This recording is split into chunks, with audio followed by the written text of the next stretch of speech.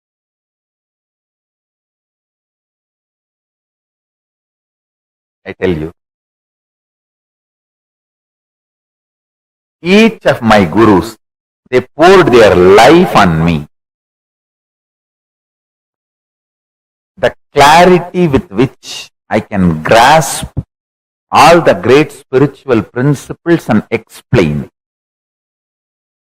That is because of my ability to unclutch, which is the pure gift from Annamalai Swamigal. It is just a simple gift from him. My ability to operate in Sahaja Samadhi, space of Paramashiva, gift from Isaki Swamigal.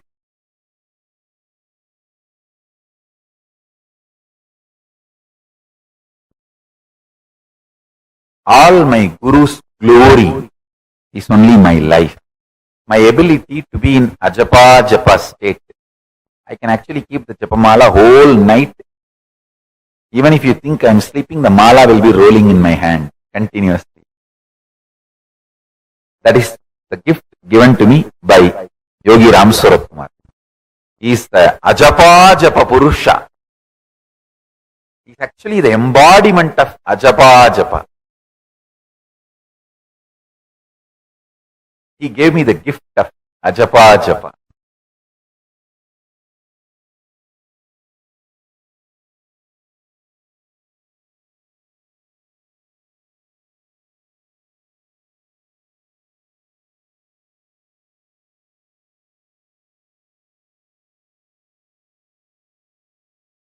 Peace alters the very DNA structure, genetic structure, the core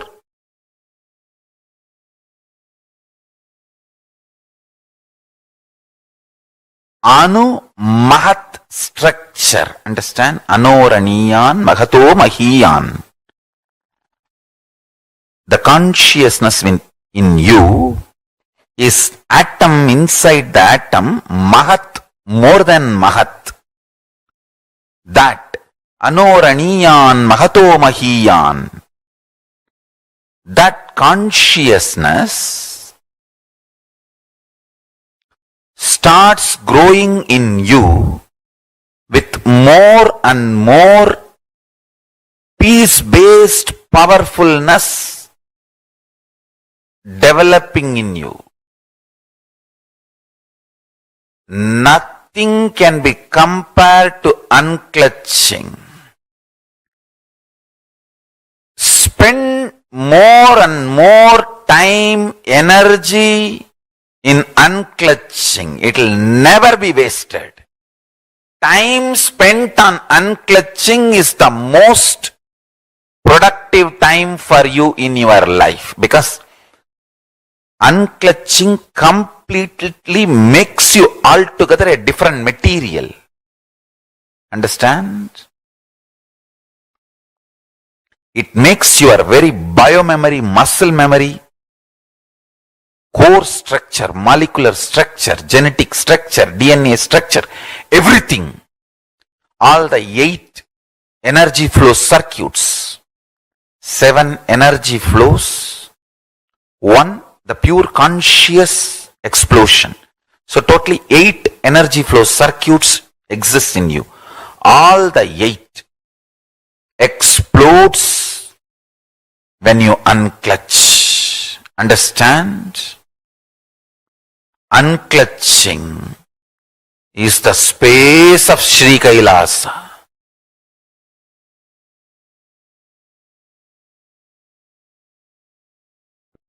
Listen carefully. Categorization, generalization, judging. All this is taught to you as a science of life.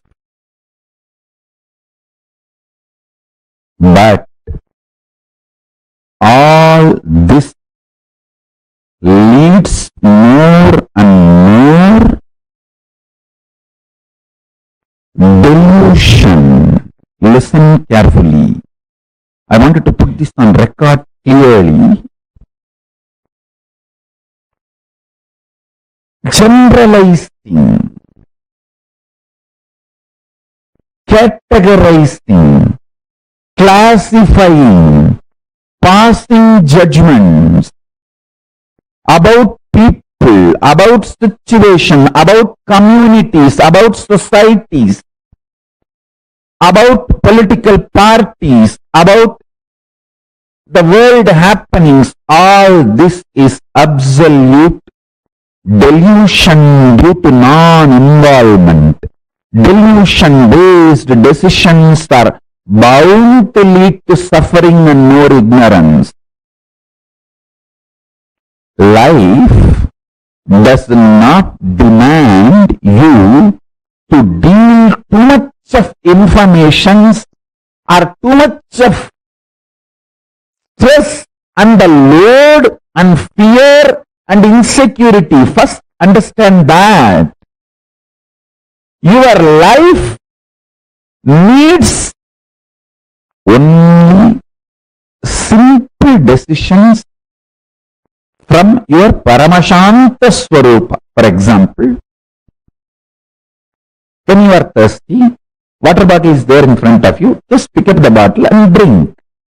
If the water bottle is not there, get up, go to kitchen and get water and drink. That's all. Instead, you are being taught, when you are weak, when you are feeling tired, when you are thirsty, you may be dehydrated, you will not have enough strength in your biceps and muscles to pick up a glass and pick up the water and drink. Please start working out now. Take this protein powder, take this non-veg, take this, drink that blood, this muscles, this flesh, and build your body. So when you are thirsty, you can just get up and without any dehydration, difficulty, you can start drinking water. And to substantiate the statement we are making, we have thousands of studies, research has done on people.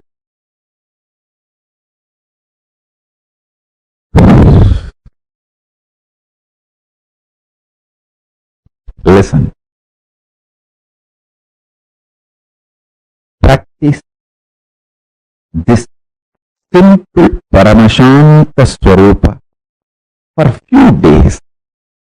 Taste this ultimate silence for a few days. Like these kids, when they are addicted to toffee, they will keep the toffee in the mouth all the time. When they need to go somewhere, they will take it and put the wrapper, keep it in the packet. They will go and do all their play and everything, and they will come back. When they are free, again they will take it and put it in the mouth and start tasting it. In Tamil villages, we used to say, Kuchmitai. Just like how the kids enjoy the toffee whenever they are free, decide to enjoy the Paramashanta Swarupa, ultimate peace who is sitting inside you. Whenever you have time, just sit all the time happily in Paramashiva's space. Paramashanta, this whole cosmos is happening. Big bangs happening, black holes happening, universes manifesting, playing, merging, time zones happening, playing, merging. You are there in that Paramashanta Swarupa as Paramashiva, witnessing this whole drama.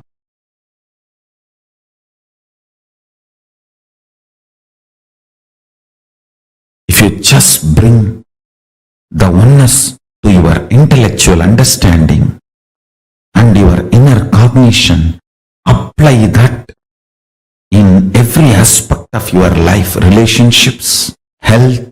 Even if you have a simple headache, apply oneness as the first solution. You may ask how to apply oneness on headache. I'll give you very simple understanding. Just see where the pain is and see me, oneness within me cannot be uncomfortable within me. If something is uncomfortable within me, then that me is not in oneness with me. Let me see where me is not in oneness with me. Just start searching for that. You will see me becomes one with me and headache disappears. If there is a headache, me is not in oneness with me. Let me see which part of me is not in oneness with me. Just start searching. I tell you, simply headache will disappear. And please listen. I am not giving you false ideas.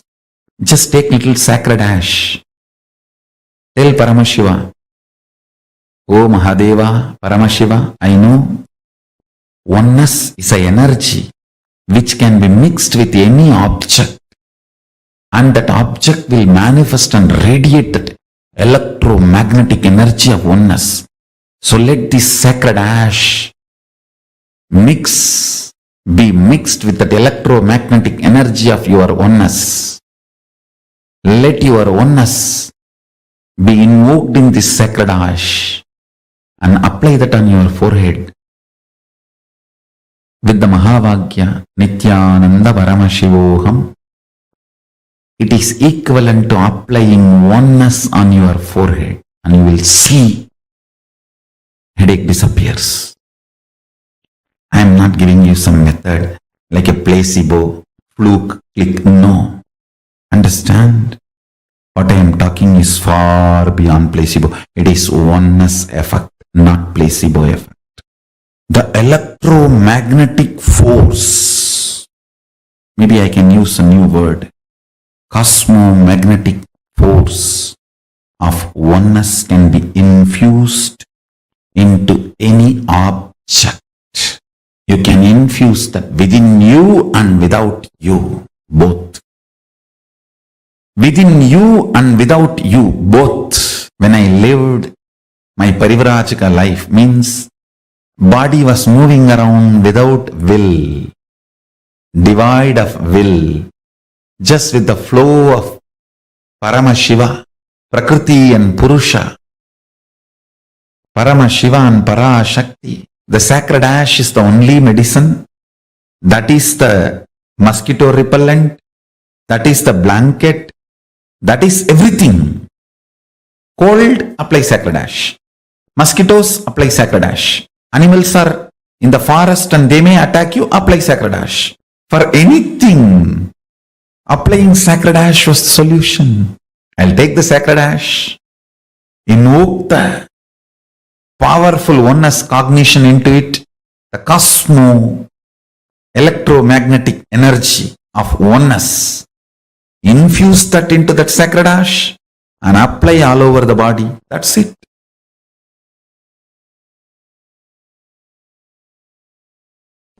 I tell you,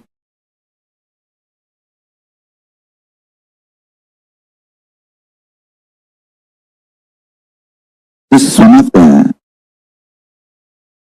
powerful Mahavagya I received from Annamalai Swamigal.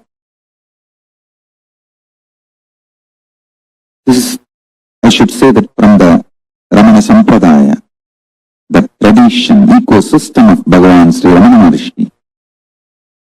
Very casually, he put this in me. Deham maham, koham soham. Like how in the schools you learn Baba, black sheep. See, the rhymes you learn plays a major role in your thinking. Don't think rhymes are just funny. It's the most beautiful rhyme for enlightenment I learned. Deham maham, koham soham. Deham means body. Naham, I am not. Then koham, who am Paramashiva is me. I can say that I just can build full-fledged temple for Annamalai Swami, just putting this one rhyme inside my head. Even while I walk to the restroom, the schools, they will give an interval break. 10 minutes, you have to run to the restroom and come back. Even while running to the restroom, I will sing this only. Deham naham koham soham.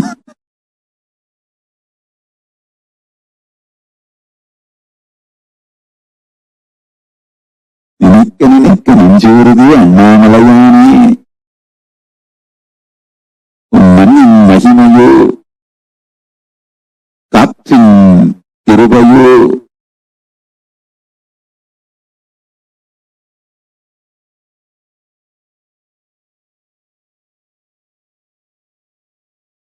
Listen, the rhymes you cherish inside you matters.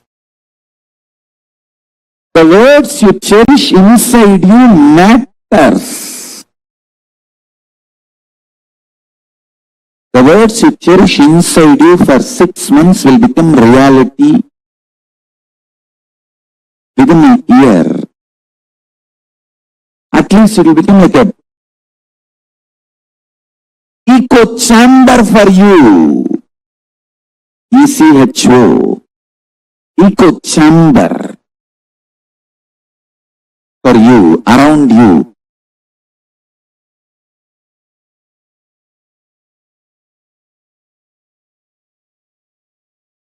These rhymes, these great beings are put inside my head so casually.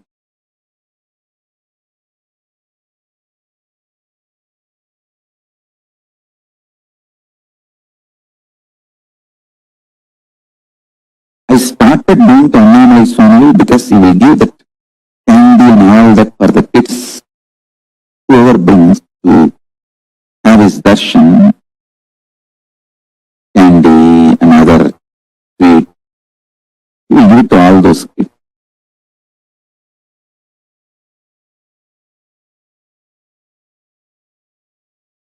Very casually, he put these great truths inside my head. If you know little Sanskrit, you will understand this 4 word is the essence of whole Hinduism. Deham means body. Naham, not my core, me. Me. Deham is mine, but not me. Naham, koham, then who am I? Soham, Paramashiva. Even when I am running to the washroom, from the class to the washroom, I will try to run. Deham naham koham soham, deham naham koham soham, deham naham koham soham. And run. Finish. Run back. Deham naham koham soham, deham naham koham soham.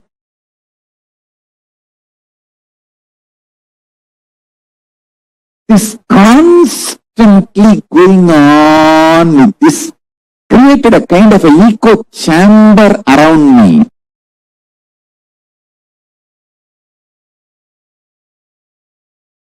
And if you remain hungry and put Mahavagya and powerful cognitions into your system, so much detoxification will happen. Literally 90% you will get established in oneness and enlightenment. You do not need mental work, you need physical work. Means we need to work only on your body. I have given you too much initiation, too much of powerful cognitions, and from here itself I can give enlightenment to you left and right, just like that. It's not at all a big job. In English, what you say, piece of cake. You use any word. Just I need your body to be detoxified. So when I pour me in you, you can hold. It is literally cosmic union. I can make the cosmic union happen with any one of you at any time now, especially with this whole vibration of that love. That is why I insist on you moving to liquid diet, at least next for 21 days. Liquid diet, chanting of Mahavagya, vibrate yourself with the Mahavagya, Om Nithyananda Paramashivoham, and spend as much time as possible with oneness capsules and satsangs, these powerful cognitions. And I tell you, these powerful cognitions will get rooted in your biomemory.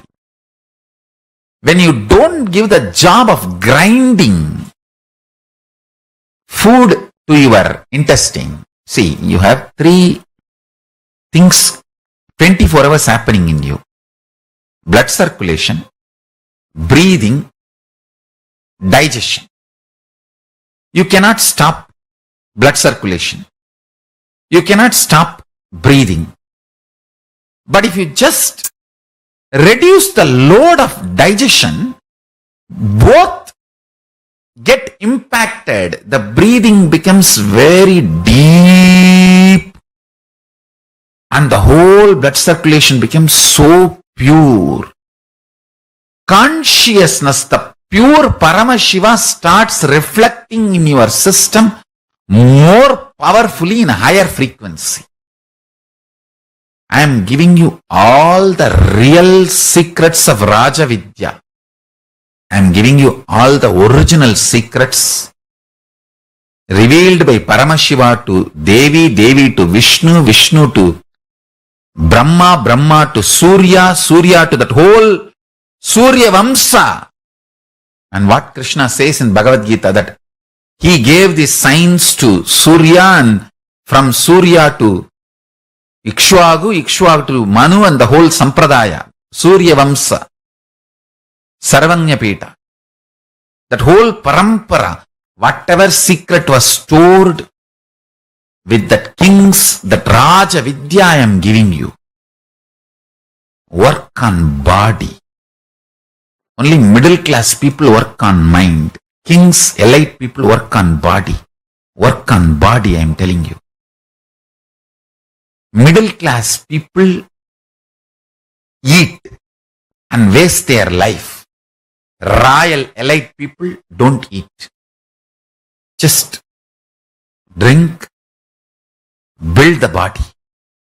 Strong nervous system to hold the highest version of Paramashiva's love. The highest version of Paramashiva's love I tasted in my life, Arunagiri Yogeshwara, my Guru. The love was so much. Never I felt insecure that will I be able to execute all his instructions, all his command, all his words. I just know I have to make his words into reality. I have to strategize whatever he wants. I have to strategize and make it happen. That's all.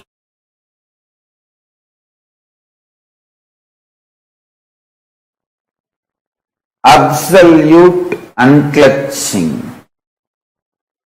is the extremely enlightening fuel for your life. Understand? Fundamentally, your consciousness.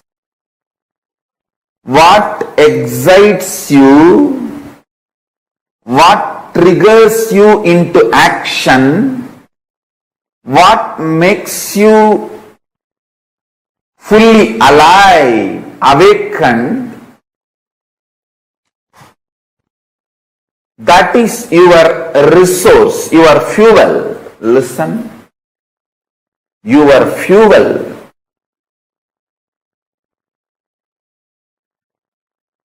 Need to be right and pure. Please listen.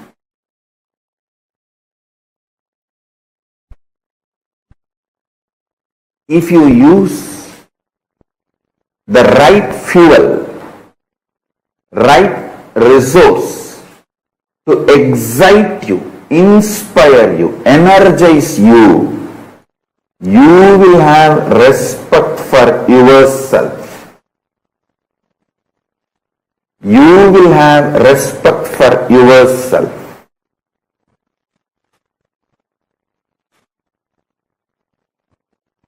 I tell you.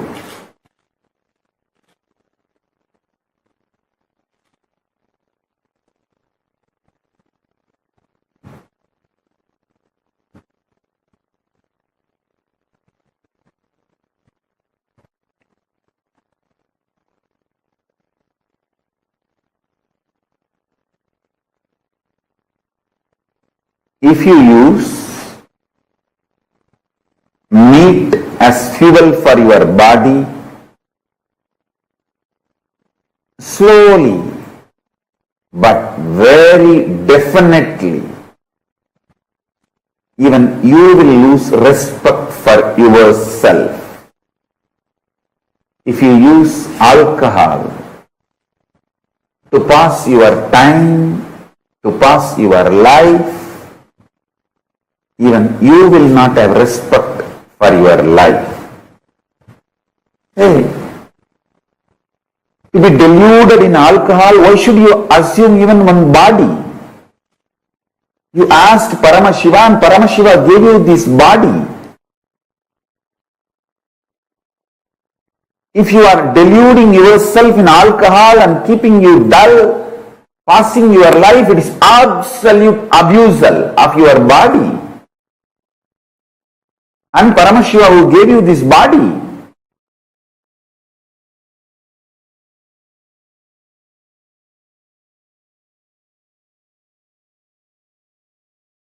Understand?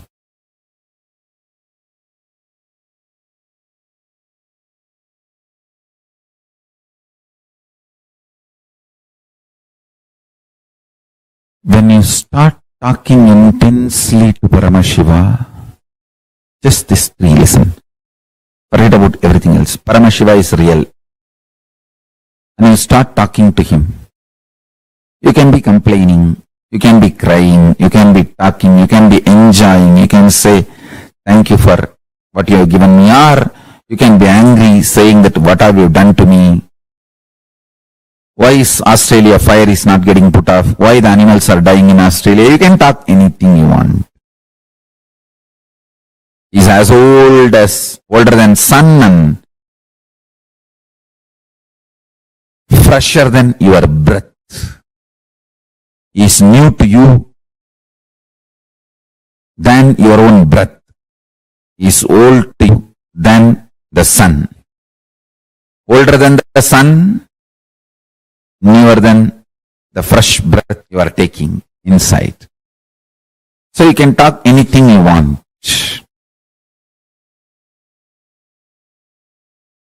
Remember one thing, cognizing is real, and then whatever you talk to him and whatever response he does, sometimes he will give verbal response, sometimes he will fulfill your prayers, sometimes he will pour intense Paramashanta state in you. All is his response. Anything you do will only wake you up to the reality he is real and he is ultimate. That's it. I have given the essence of everything. State, space, powers, being, superconsciousness and Sri KAILASA of Paramashiva. All the 6 aspects I have given in this 3 line.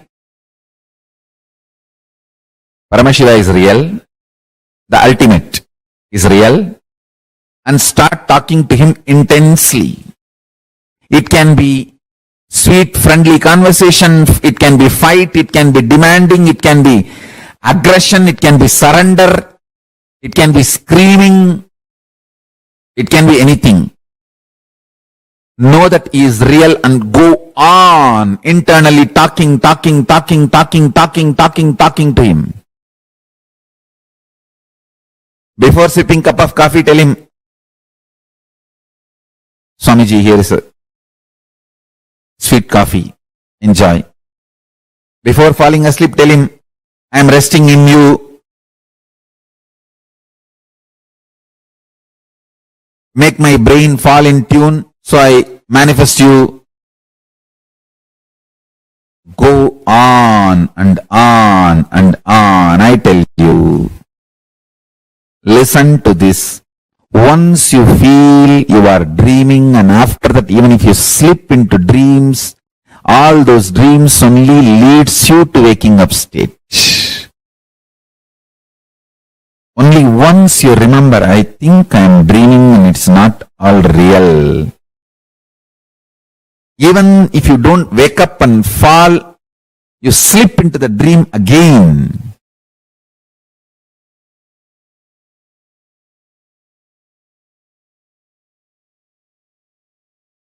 After that, every dream you go through,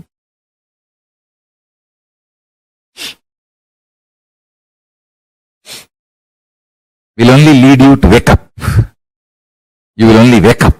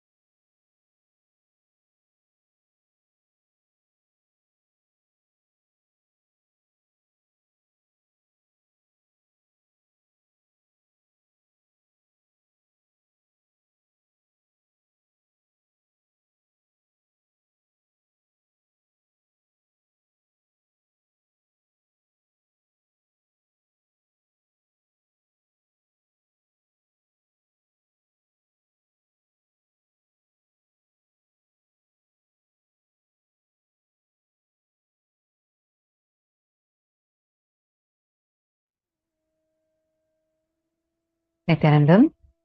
Hope all of you are able to see us and hear us.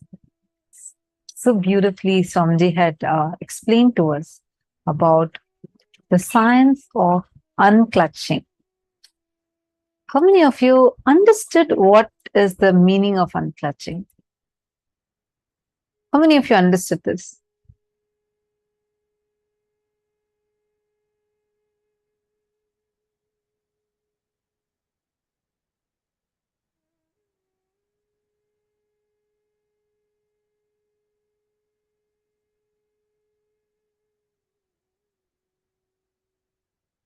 What is unclutching? Come on.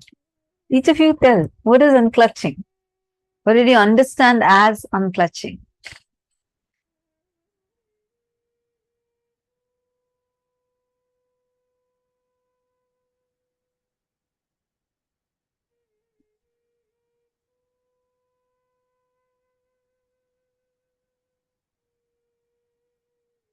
Oh, understood what? What is unclutching?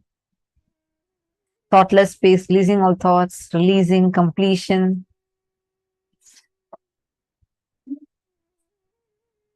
Jessica Martin, you're asking, did he say do liquid diet for 21 days? Yes. Liquid diet for 21 days. That's right. Because that'll really, really help unclutching to become part of your biomemory itself. I had done that. I did Nirahara Samyama 2020, I think.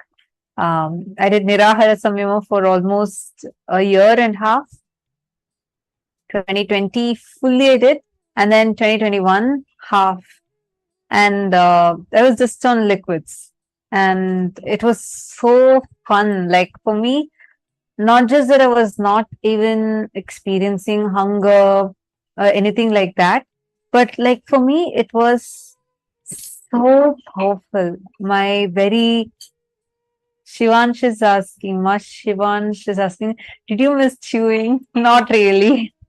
Actually, unclutching is not, Nirahara Samyama is not fasting. It's you are given a meditation technique, and see, for me, I received Swamiji's blessings to do Nirahara. And from the moment Swamiji blessed, I just felt like even the foods that I really like, it didn't have an impact over me. I was quite surprised when like the people around me used to eat, right? Like all my favorite stuff. And I'm like trying to see if I'm getting tempted. I was trying to test myself. So I did not want to fight myself saying, oh, you should not, you should not be feeling hungry. You should not, actually not supposed to do that. If you feel hungry, you should just go eat. That's the Nirahara Samyama is not about fighting with yourself. It is not like that. It is where it's a science where your body is given the intelligence and ability to do, to start producing energy. Like how plants produces energy from the sun and air, like that, from the prana that you inhale, you would be able to provide energy that's needed for your body. I'll take like morning, I'll have one glass of the turmeric tea, this detox recipe that is followed in KAILASA as our lifestyle. And then I'll have just one glass of some juice. Whole day, I won't even have a thought about food, eating. No, they would actually cook such delicious food and keep it next to me. So I used to go try testing. Like if I'm in that smell or if I'm seeing the food, am I getting tempted? And I would be like, I would really be amazed. Those things won't even tempt me. They would do some delicious sweets and like all kinds of foods. And nothing, not a single of those used to even tempt me inside. Like, forget about fighting to not be able to eat it. I won't even have a thought that I want it. Even though I tried testing it on me. So then I told, like, probably it's because of I am being aware. So I told Nithyananda to try to make me want it. But it wasn't, that was not even impacting me. Like, it was not having its power over me. That was such a huge liberation. And I had a lot of breakthroughs actually. I was able to start getting so involved in life, and I was like, the way how I experienced me changed completely. And even the way people started perceiving me also completely transformed just with this one Nirahara Samyama. And I used to play with it. I used to feel like some days I'll do like water fast, or some days I'll even do dry fast. Every Sunday is special for Swamiji. So every Sunday we used to do these things. It's like a part of our lifestyle. Jessica Martin is saying, I find that the more I follow practices, I don't really want to eat much. That means you are experiencing samadhi in you. Understand all the people that have this as their experience. If you feel, why I don't feel like, I don't even want much. I don't even feel hungry. I just feel so blissful. That's because your body actually does not need food. It's only because you're having the Kundalini awakened, the Samadhi state of Swamiji is getting transmitted to you. Your body is taking the energy, it is getting fuel directly from the bliss that's there inside of you. Actually, your whole body, when you do Nirahara, your whole body will feel so blissful, like blissful. You won't even forget tiredness. No tiredness would be there. I used to be quite heavy. And when I started the Nirahara Samyama, I was like, I had in 3 months, 2.5 months, 3 months, I had lost 25 kgs. I didn't do any kind of workouts. I didn't do any special dieting. I used to drink like a lot of smoothies. In the beginning, I used to like drink a lot of juices because I was living only on liquids, right? And I used to not have any kind of tiredness. I even had like a lot of sweet juices and liquids like porridge and all those things also. But never I felt any tiredness, lack of energy, or even a feeling that I need to chew on something. Absolutely none. And my weight reduced by 25 kgs. That's more than 52 pounds. I reduced that much in a very healthy way. And Swamiji had also told that even many of my patterns had just disappeared. So it was like a huge blessing from Swamiji. And all of you also can do this. It's a very, very, very powerful process. Actually, I tried Nirahara first. I really wanted to try. So as kids, you're not supposed to do it. So I was waiting to turn 18 so that I can actually do it. Then when I turned 18 and I attempted it. I only could do it for a week. After that, I left it. Then I attempted it twice, and both the times I did, I think, first time I did for, 12 days or 13 days. And then the second time I did for almost 18 days, and then I left it. Both times I left it. But then after that, when I got blessings from Swamiji, I requested Swamiji's blessings. Swamiji actually blessed me. And the moment Swamiji gave blessings, it was like 1.5 years. It was so cool. I used to just be with that, and it was so good. So all of you can do it.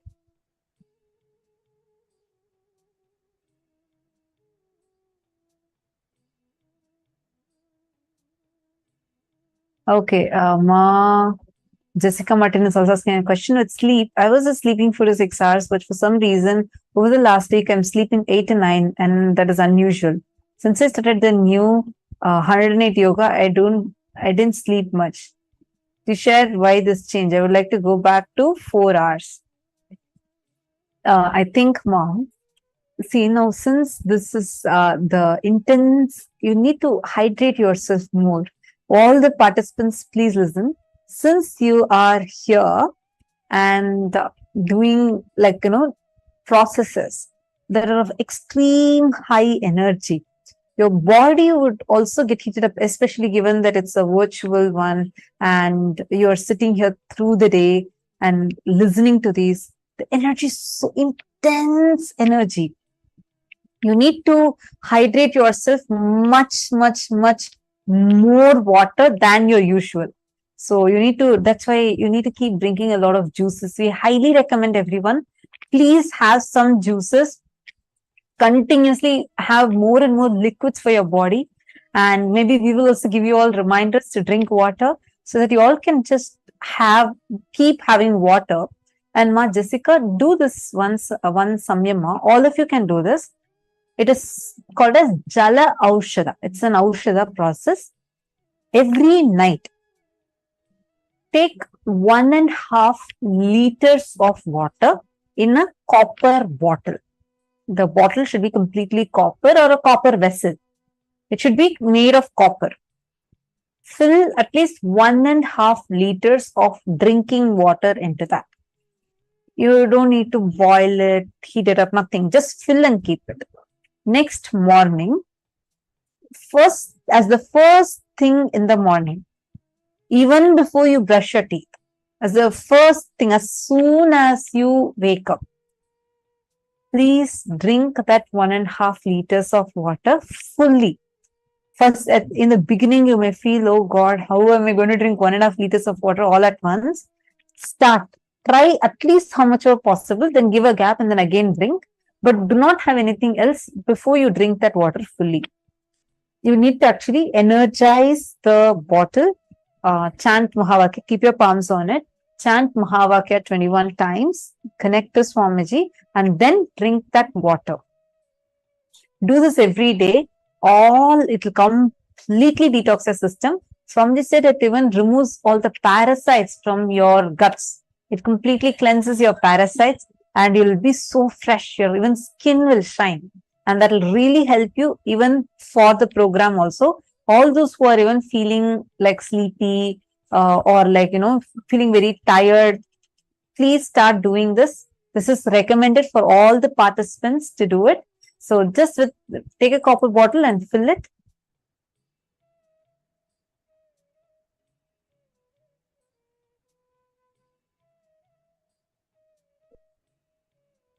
Okay, wonderful.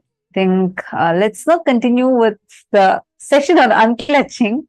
I got distracted at so many of your questions on this. Maswati, you're asking for Nirahara Samyama diet.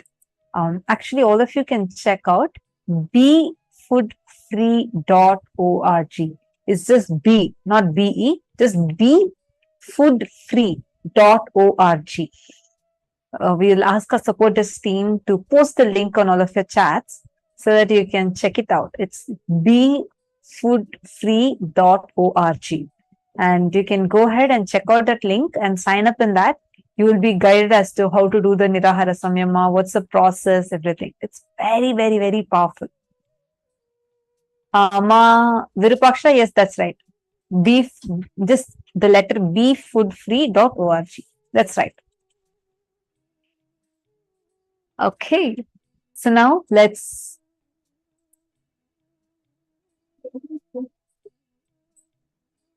Are all of you able to hear me, Nithyananda? Okay, wonderful. Let's continue with the science of unclutching that we were originally learning. I hope all of you understood the process of unclutching. See, you're going to be sitting in Nirvikalpa Samadhi. Today, the whole day is going to be on you experiencing the highest spiritual experiences. The way it is designed itself is extremely powerful. We're now going to be doing a very quick meditation, the unclutching meditation. First, Swamiji is going to be explaining to us the process of unclutching. How exactly should we be doing the unclutching? So please listen, and we are then going to be doing the meditation together. Please sit straight, sit at your head, neck, and spine in a straight line, and listen intensely to the revelation now.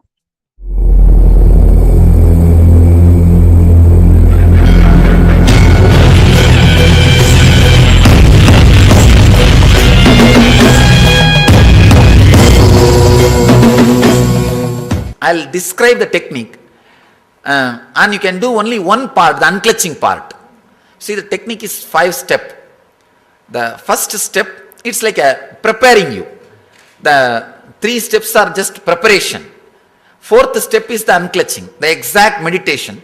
5th step is more or less like a relaxing, settling with the regular life. First step is sitting in Vajrasana and chaotic breathing, the intense deep breathing. As deep as possible.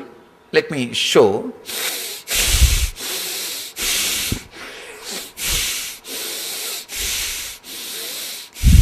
As deep as possible.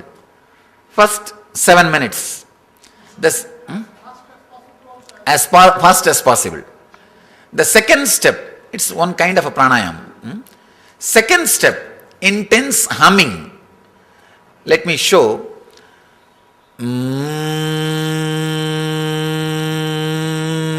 Just all these things are preparation. Preparation so that you will be able to unclutch intensely, deeply. The third step, putting your awareness on every energy center for 1 minute. The music itself will guide you. It's a kind of a guided meditation. The guided meditation. The 4th step is what I call unclutching. Just sit. Because of these 3 steps, so many things should have been released in your system. All those things will be leaving in your system. Whatever happens, whatever comes up, just unclutch. Do not give meaning to it. Do not give meaning to it. Just unclutch whatever happens. Maybe for 7 to 8 minutes. You may think, is it enough? 7 to 8 minutes, an intense unclutching is more than enough to keep that energy whole day. Just intensely unclutch, and whole day you will have that remembrance. Let me unclutch. Let me unclutch. That's all we need. That's all we need. The 4th step is unclutching. The 5th step, just sit. There will be a simple music. There will be very silent music, very simple music, nothing related to mystic or any spiritual, just relaxing, settling with your body and preparing for your day-to-day routine. This is the 5th step. Now we can do just the 4th step. Now we can do just the 4th step. Maybe 10 minutes, try. You don't have to struggle. You don't have to have any difficulty. Just see the any thought rises in you, just unclutch. Just see the thoughts are unclutched. See the thoughts. The words are not given any meaning. You just see. The moment a thought comes, you unclutch. There will be small gap. Immediately your mind will say, no, I am having thought, or I am having silence. Unclutch from that thought to any thought comes up to your conscious radar. Anything comes up, immediately unclutch. For few seconds after unclutching, the moment you use the word idea unclutching, few seconds you may have the gap. Again something will raise. Then again use the word unclutching. In the initial level it will be like again and again you may have to repeat. But in few minutes it will settle down. The gap will become more. You may not need to repeat the word or idea unclutching again and again. You can try for next. Third step, putting your awareness on every energy center for 1 minute. The chakras. Now please close your eyes. We will practice only unclutching. Just close your eyes and relax.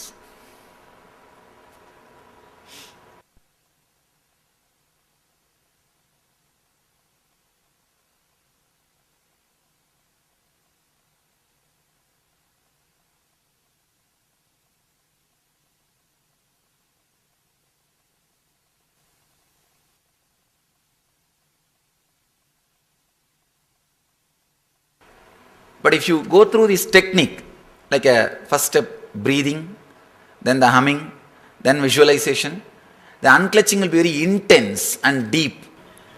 Thank you. Thank you.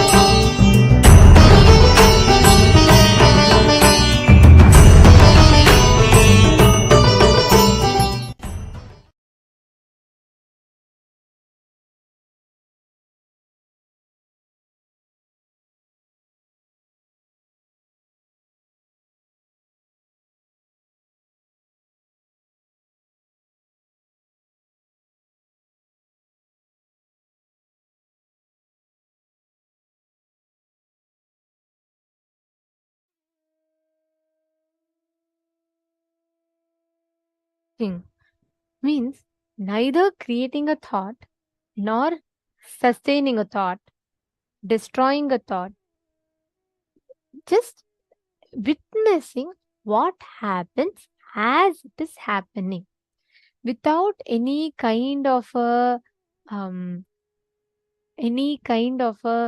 disturbance, without any kind of an intervention, you not getting personally reactive to what is happening is unclutching.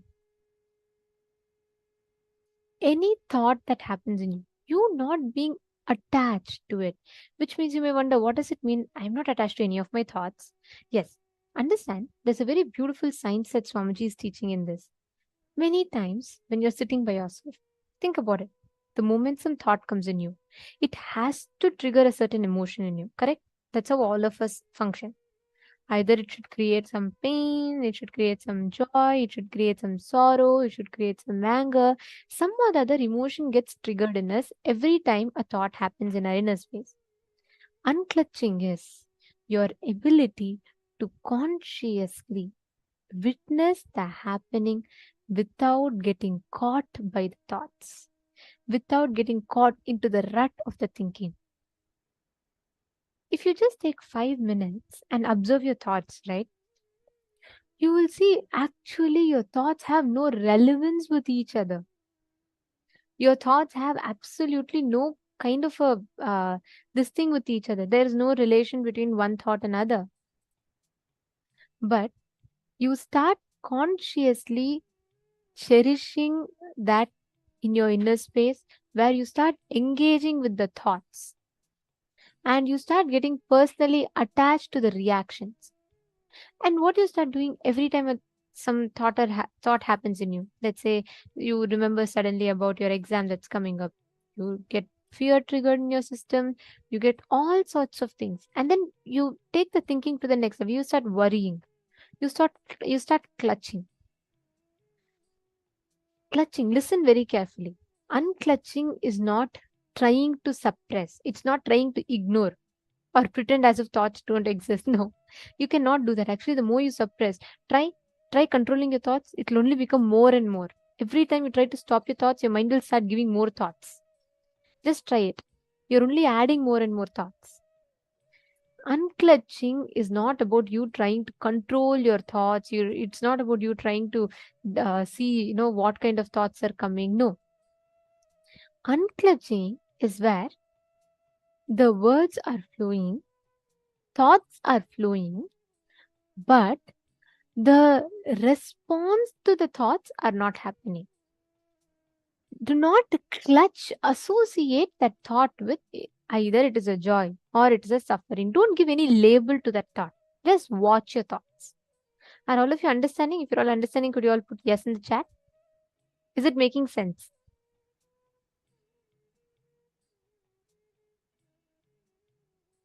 Okay. See, every time you clutch to the thoughts, you start falling into the trap of the thoughts. The moment some thought comes, you suddenly feel it is you associate it to some pain. So what happens? You collect all the past pains and you create a shaft. I'll give you an example. Let's say you're just sitting and listening to the class now. Suddenly you remember about your some relationship that you had a conflict with. Let's say your ex spouse that you had a conflict with. So you just remember relationships. Suddenly you want to give that relationship, you have a choice. You can give that relationship happy connotation or sad connotation. You suddenly choose to remember all the sad parts of it. So you pick up all the conflicts, all the painful moments and the feeling of separation, everything you pick up and you create a shaft. And you start cherishing that shaft. You start brooding over it. You start thinking, oh God, how happy I could have been. Why my life became like this? You create a shaft and you just go so deep into it and you get stuck there. That's what all of us do in our lives. The moment you create that shaft of struggle, suffering, this is the exact trap that we all fall into. And the solution for this to come out of this is to unclutch. Unclutching means it is not trying to stop the thoughts, but it is just witnessing the thoughts that happens. Just witness. Stop making it into a shaft. When you sit, naturally there'll be some thoughts. But when thoughts come, usually your mind will tend to connect it, correct? It will try to identify it with some past pain or joy. It will classify it. Okay, one thought came. Is it joy category, or is it pain category, or is it suffering category, or is it anger category? It puts you into different buckets. Don't create that shaft. Don't classify that thoughts as something. Just witness those thoughts. Let's try a simple experiment, okay? Now sit, close your eyes, and all of you can please clutch your, can you all put your palm like this and just sit? Understand, sit and close your eyes. Witness any thoughts coming in you. Don't give meaning to it. Instead of giving meaning to it, just see that with awareness. Instead of trying to give meaning to the thought that comes, just see the thought that comes with awareness. You're not going to call it a painful thought. You're not going to call it a suffering thought. You're just going to see the thought that happens as it is happening in your system. Okay, clear? Just witness. In that space, automatically you will see when you go to the thoughtless space, body will become so light that you will start experiencing that materialization. Suddenly powder or some shining material will appear on your hand. Please sit straight. Close your eyes. You can keep your eyes open or closed, doesn't matter. You're going to only focus on not clutching to the thought. Any thought comes, do not clutch it with any past pain or past suffering or joy. It's not just happy. It's not that, oh, I should not remember pain, I'll remember happy moments. No, don't remember anything. Just witness the thought as it is.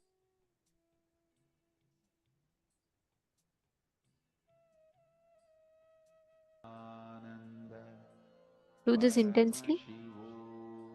Unclutch completely.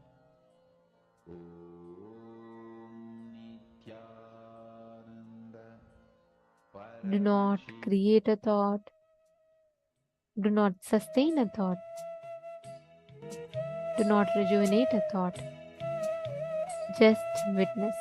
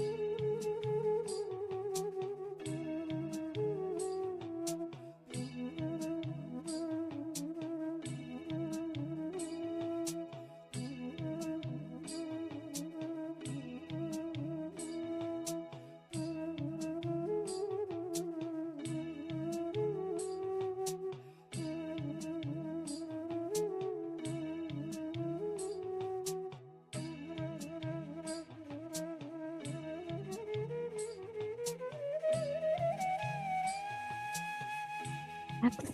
Slowly settle down. Now, we're all going to be entering into the next session, a very important one, where we learn about the science of unclutching and the Kundalini Shakti that gets awakened in us when we unclutch.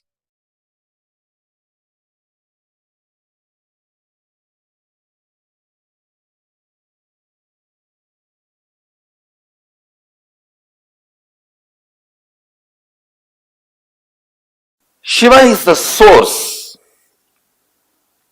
But source will always have certain kind of a static feeling. Please listen.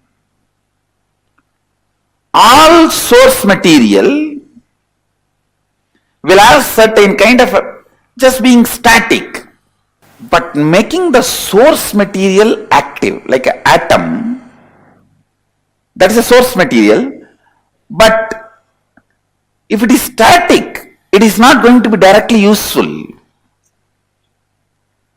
Either it has to break and become active, or join with another atom and become active. All of you understand what I am saying? See, atom just by being is not going to be directly useful. Either it has to join with another atom and become active, or it has to break and become active. Only when it becomes active, it is directly radiating energy, power, does what we want. See, the source becoming dynamic. You always think leader means who doesn't do anything, just everything everyone does and he makes them all do and he just sits. But a real leader, the core of him will be more active than anybody under him. So the core need to be with Shakti, alive, active. So now you will see that very core becomes active. In a way, only when Shakti enters, Shava becomes Shiva. If Shakti is not there, Shiva is only Shava. See, only when the Devi sits, it becomes Pancha Brahmasana, means where the five gods, Brahma, Vishnu, Rudra, Ishana, Sadashivam, all the five make a seat. When the five God means five activity: creation, maintenance, destruction, putting in people into delusion, and enlightenment, giving enlightenment. This five activity is done by five gods. All these five is the asana, seat for Devi, Shakti. When Shakti sits, it becomes Pancha Brahmasana. All the five become gods. When Devi is not sitting, it is Pancha Predasana, five body. So it is becoming active that brings life.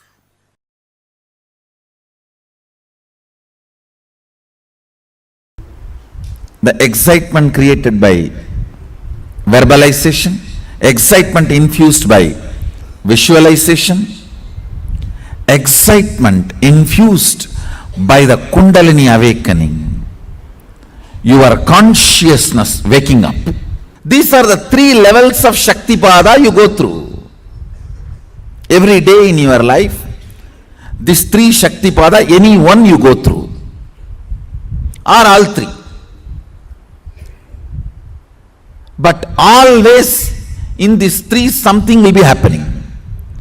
If all the three are not happening, you will not be alive. You will be in depression. Literally dead, waiting for the breathing to stop. Waiting for the breathing to stop. These three fuels, verbalization instigated excitement, Visualization instigated excitement. Kundalini instigated power. In these three, any one Shaktipada will be always happening in your life. Without all these three, you can't be alive. If all these three are not there, that's what I call depression or depression, to make it more raw. Stuck.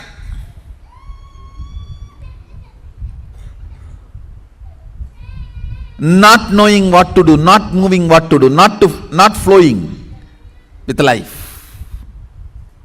Understand?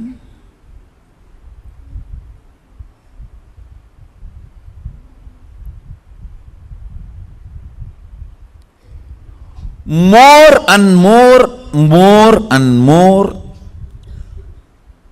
getting comfortable with the Kundalini based excitement and functioning is Ishwaratva. Listen. Verbal inspiration, if it makes you functional, you will be a very logical person. Doing all the logical work, you will be so excited and you will be almost like a settled, you are in your best. I have seen few people. All they need is just a microphone. You don't even need to put volume. And they don't need people in front. Just a microphone and imagination that they can talk and people are there in the front. Enough. They are in their best. They don't care whether the people in the front are sleeping, sitting, listening. No, nothing matters.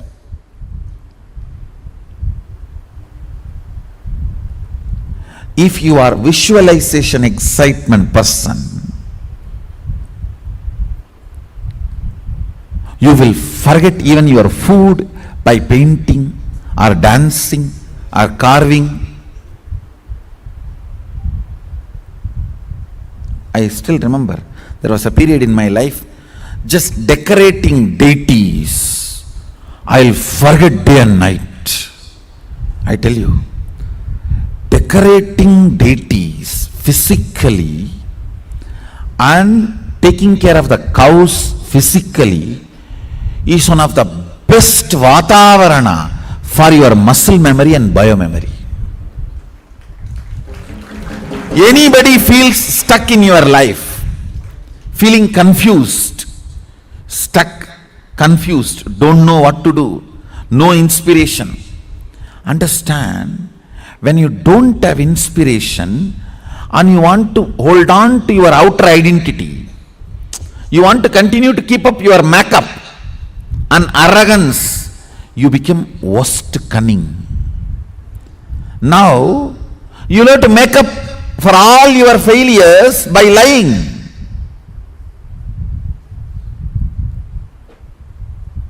That is the worst way of building muscle memory. But I tell you, the best way of building muscle memory and biomemory,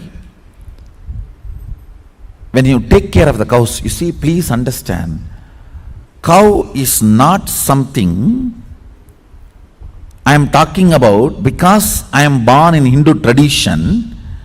Please understand, the very biomemory, muscle memory, DNA of the cow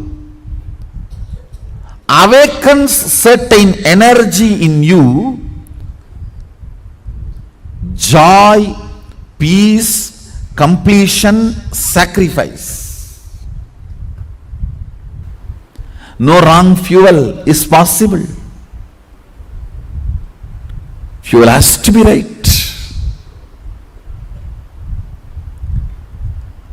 Constantly having the Kundalini Shakti and spiritual strength as fuel, and that fuel moving you.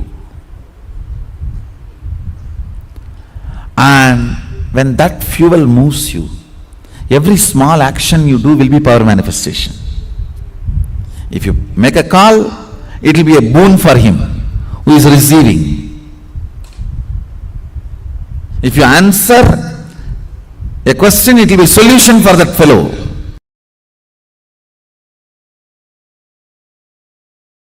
Conscious resources.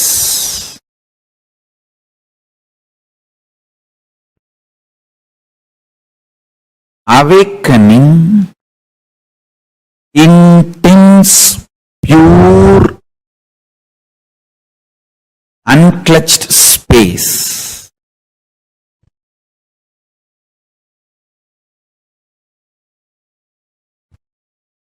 Listen to these two words: conscious resources, awakening, pure, unclutched space.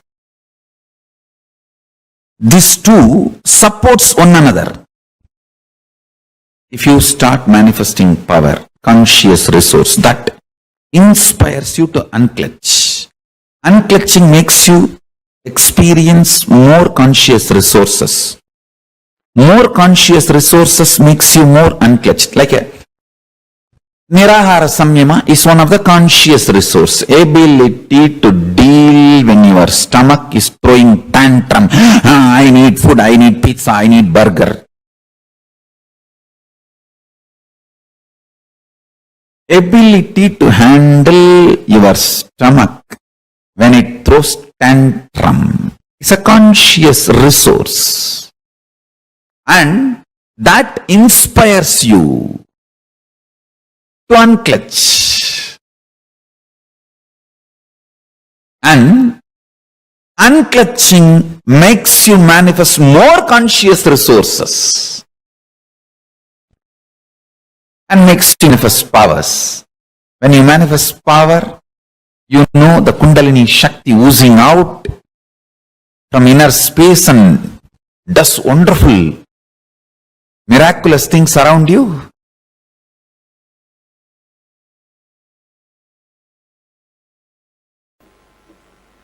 Please understand, the essence is basically awaken your Kundalini Shakti.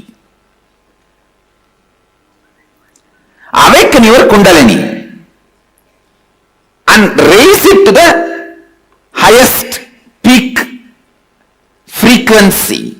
When the Kundalini moves inside the system, at different areas it experiences different frequency. Raise it to the highest frequency and celebrate the life, enjoy the life as you want with this extraordinary, overflowing, excessive, luxurious life energy. Understand? That's the word I have to use. Only when you are, please understand what I am saying now, even medically verified statement, only if you have an excessive energy, these muscles even expand in smiling. Understand? Otherwise, how people smile, you know?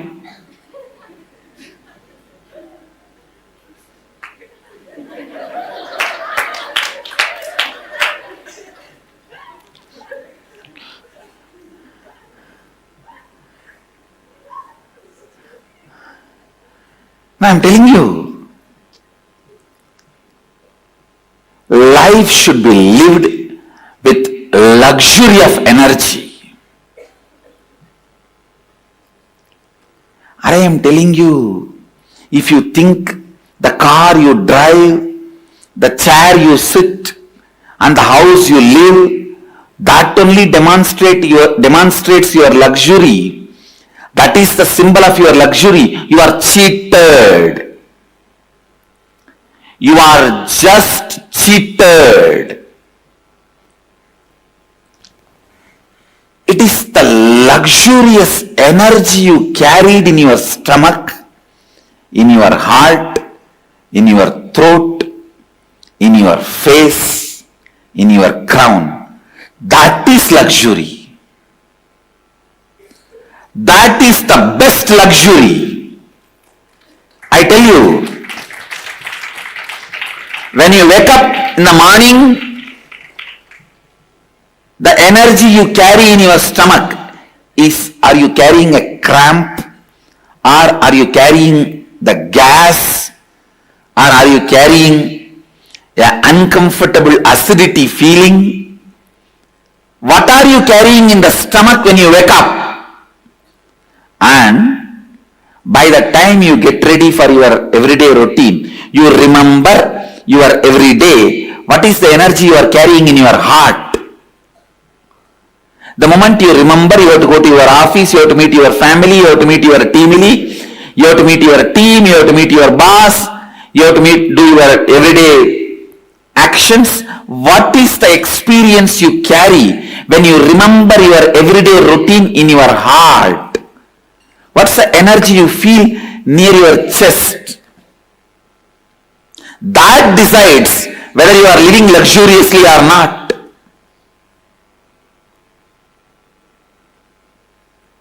The way you carry yourself, what your shoulders are feeling. Are you walking like this, almost collapsing, or are you carrying yourself? Drop yourself every day in highest Kundalini. I tell you, the definition of sleep,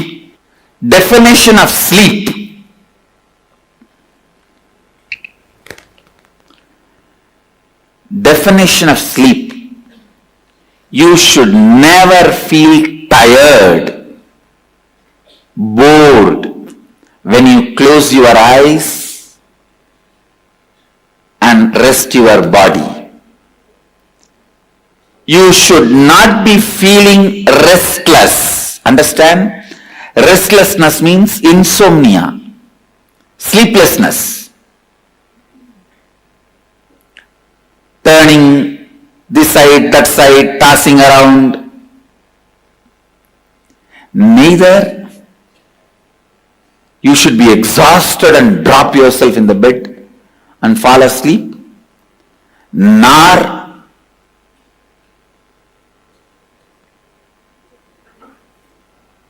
you should be restless without getting sleep.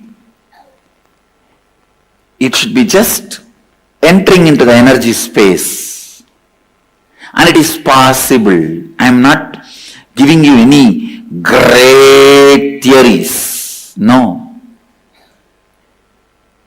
Just remember, last 10 or 12 hours, the wax with which you made this world, the circus tent with which you opened and running your circus, now wind up the whole thing, melt down the whole wax and drop it into the source and relax.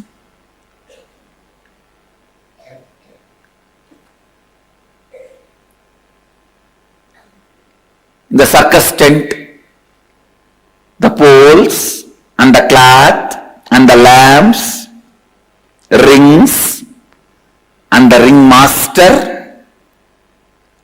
animals and the visitors, viewers, fans who are clapping, and few people who are protesting that animals should not be tortured. Everybody is you. Every night when you are dropping into that space of powerfulness, remember, everybody is you. You are doing this drama. You already gave the script to all of them and playing the game. You are doing this drama. You have given the script. Just relax into that powerfulness which comes when you do completion every night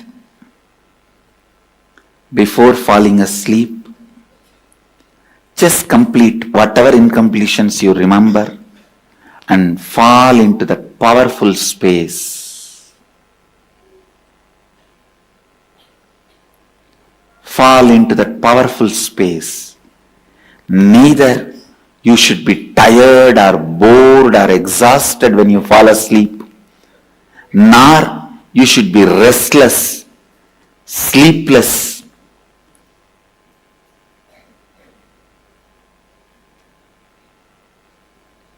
Feeling insomnia. Understand, insomnia and tiredness both are same. Don't ever imagine if you are tired you will fall asleep. No, it is not true. It is not true. You should never fall asleep if your body is aching, body is having any pain.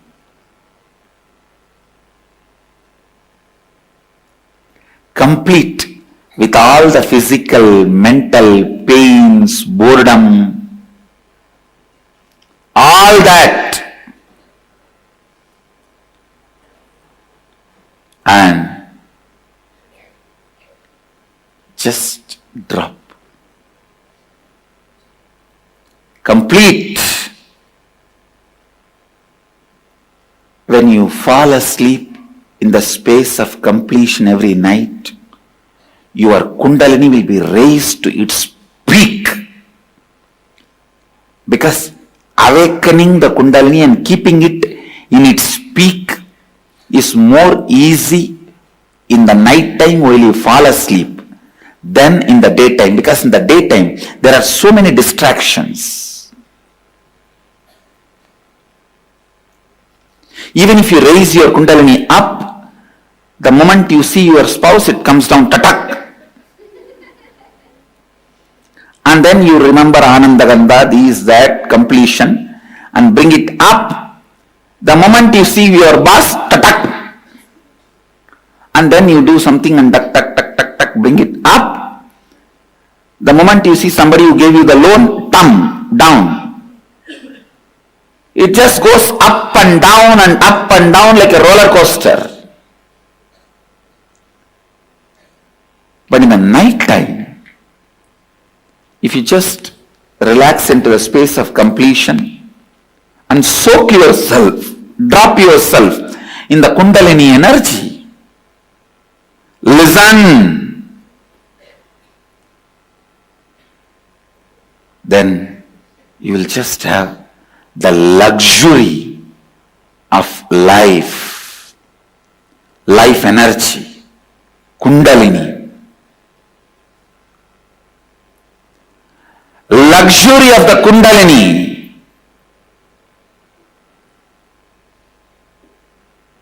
is the gift I am giving it to the world.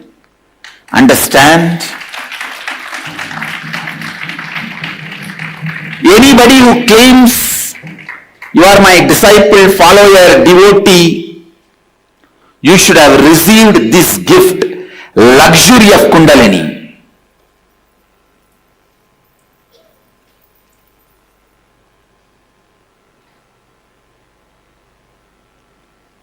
Luxury of Kundalini. That's the right word I'll use.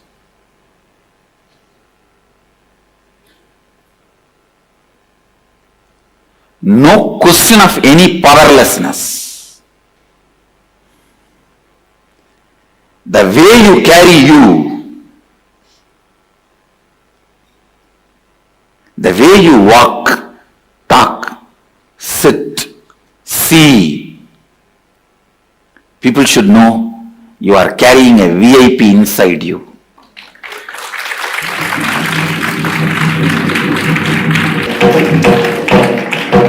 You are carrying somebody very important in your heart. When I had the enlightenment experience, first instruction Kuppamal gave me is this only. Around 2.5 days I was in that vast 360-degree experience.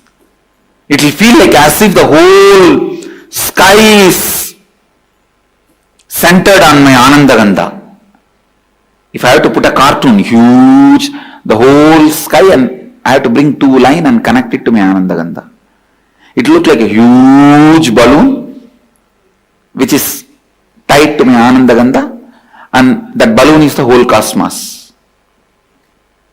She used to cook and feed me, and she also used to give a lot of uncooked herbs to prepare my body and keep my body stable. The first instruction she gave after 2.5 days, remember, Brahmaivaham. Please understand, she says, remember, this body is the vehicle of Brahman, cosmos. She did not tell me, Aham Brahmasmi. She said, Brahmaivaham. Means let this body is a vehicle of the Brahman. You are carrying the most important person in the world. Not VIP, very important person. MIP, most important person. Let's create a new word. Most important person. Brahmaivaham.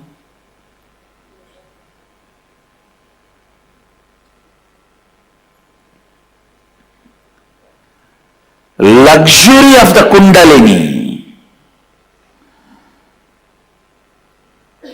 Again and again I want to repeat that word. Luxury of Kundalini. Veda Shastra Guru Tattva Swayam Ananta Lakshanam. As per the Vedas, Shastras and teachings of the Guru, myself is the pure bliss. When you come to this experience, that's what I call luxury of Kundalini.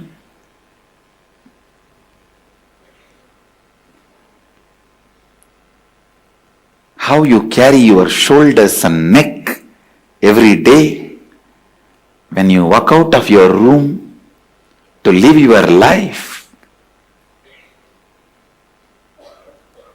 What you carry in your eyes to share with the world. Understand, whatever you carry in your eyes, nose, face, mouth, it gets shared with the world without even you pressing the share button.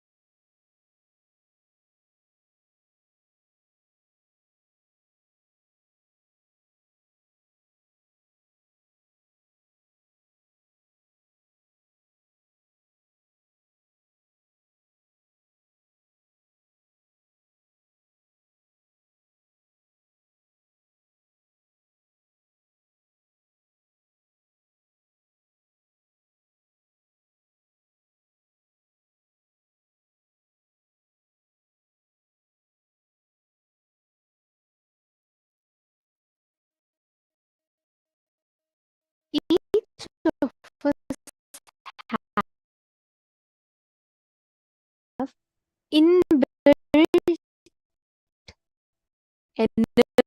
energy in us. It's constantly flowing. And this energy is what we call as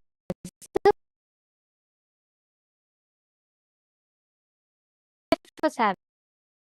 Every one of us has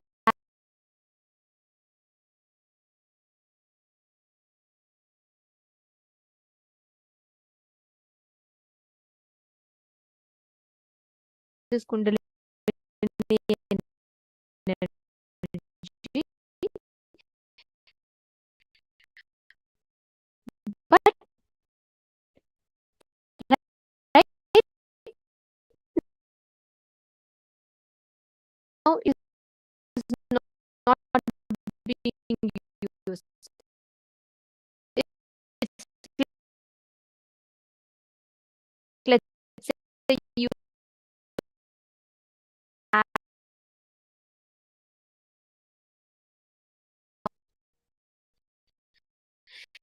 it is like that energy that you carry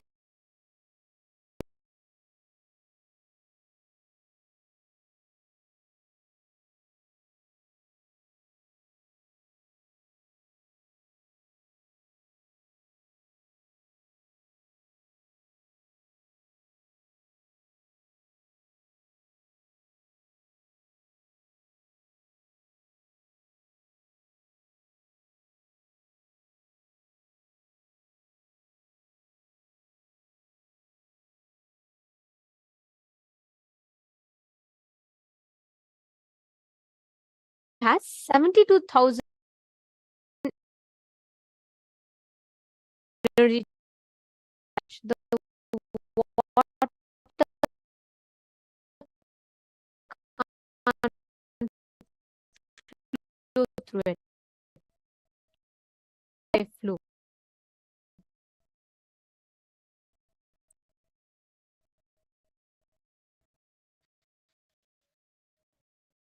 Now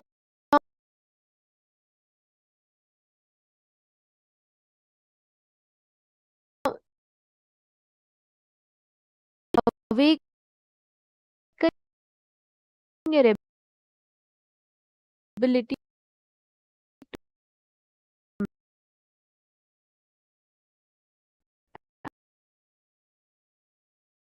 um exhaustible.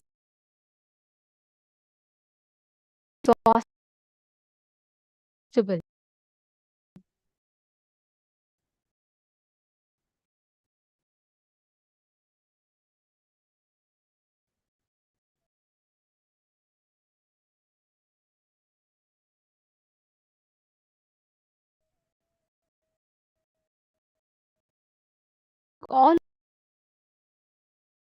you're going to now manifesting the power of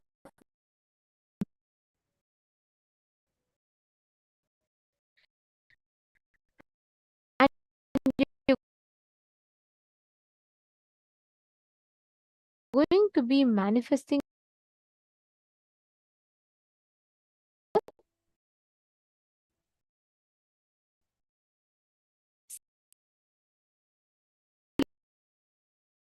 concept.